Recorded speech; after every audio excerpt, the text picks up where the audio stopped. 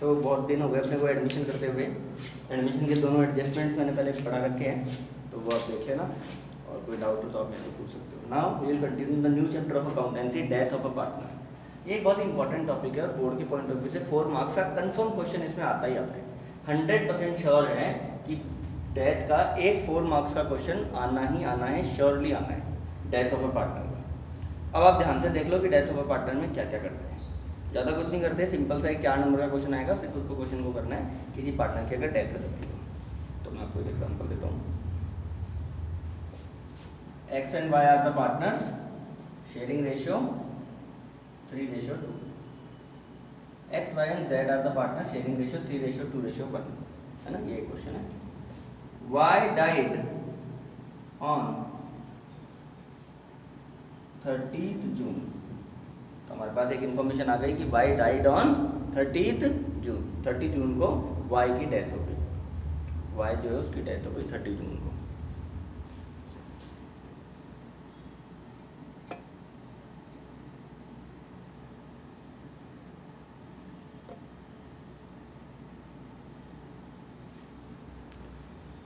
Y died on 30 जून, तो Y से related कुछ इन्फॉर्मेशन है।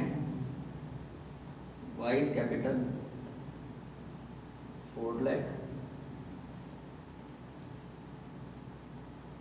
जनरल रिजर्व उस दिन का बैलेंस था 30,000,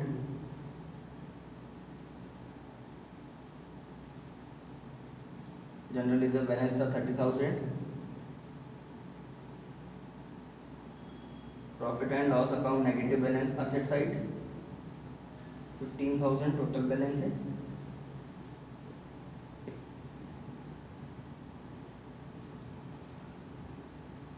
IOC will be provided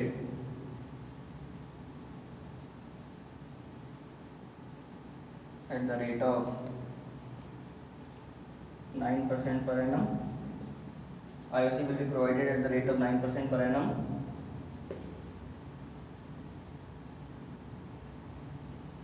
Y's profit will be based on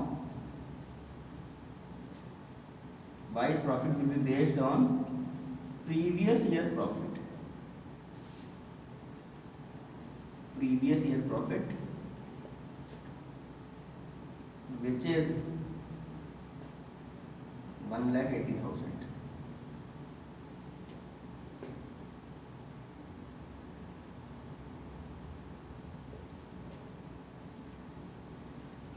Total goodwill of the firm is determined rupees. Total goodwill of the firm is determined rupees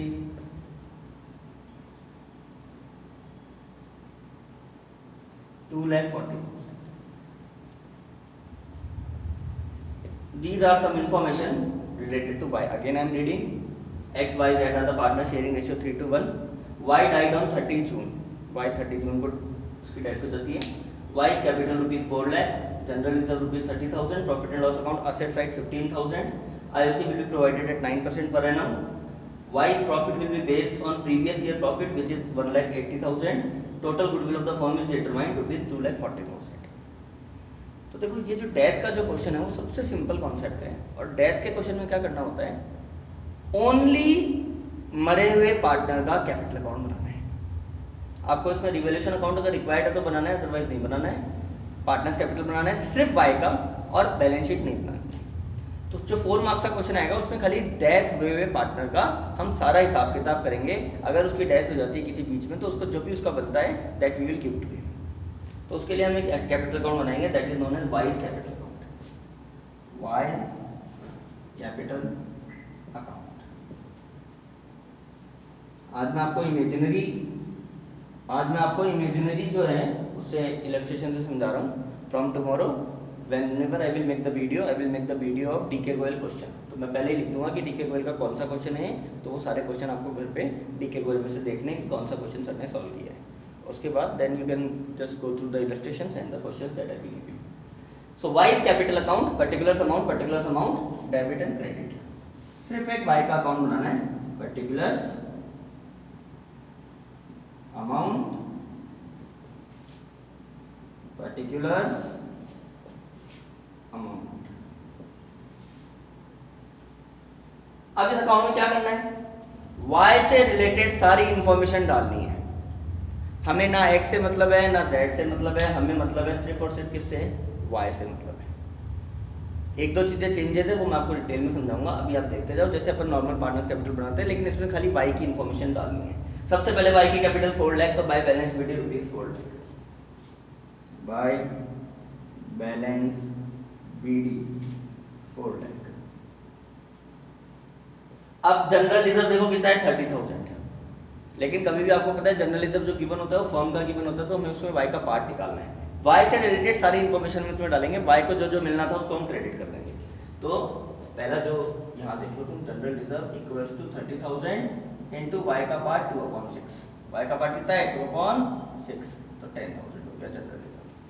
तो हम ये लिख देंगे बाय जनरल रिजर्व 10,000। तो बाय जनरल रिजर्व दे दिया उसको कितना, 10,000 दे दिया। Profit and loss account asset side, हम लोगों ने पहले भी इस बात पे डिस्कशन कर चुके हैं हम। प्रॉफिट एंड लॉस अकाउंट अगर असेट साइड होता है तो वो फर्म के लिए लॉस होता है, और लॉस जो कहाँ आता है, डेबिट साइड में। तो प्रॉफिट एंड लॉस अकाउंट निकालने के लिए हम क्या करेंगे, 15,000 इंटू वाई का पार्ट 2/6 5,000, और असेट है इसलिए कौन सा साइड आ जाएगा, debit side. To profit and loss account 5,000, to profit and loss account rupees 5,000। जो लॉस हो गया हमें प्रॉफिट एंड लॉस अकाउंट में 5,000 का, वो हमने डेबिट कर दिया वाई के डेबिट साइड में। जनरल रिजर्व हो गया, प्रॉफिट एंड लॉस अकाउंट हो गया, वाइस कैपिटल हो गया। आईओसी, इंटरेस्ट ऑन कैपिटल, जो पार्टनर की डेथ हो गई उसके डेथ की डेट तक हम उसको आईओसी दे सकते हैं। तो अभी जो लिखा हुआ है इसमें 9% लिखा हुआ है, तो आप देखो आईओसी कैसे कैलकुलेट करेंगे। वाई की जो कैपिटल थी it is 4 lakh as you know, 4 lakh into 9/100 9%, और कब मरा वो, 30 जून। बाय डिफॉल्ट अगर क्वेश्चन में कुछ ना गिवन है, तो अगर क्वेश्चन में कुछ ना गिवन है तो हम क्या मानते हैं, 31 मार्च। तो 31 मार्च से 30 जून 3 मंथ्स का टाइम हो गया। तो 4 लाख इंटू 9/100 इंटू 3/12,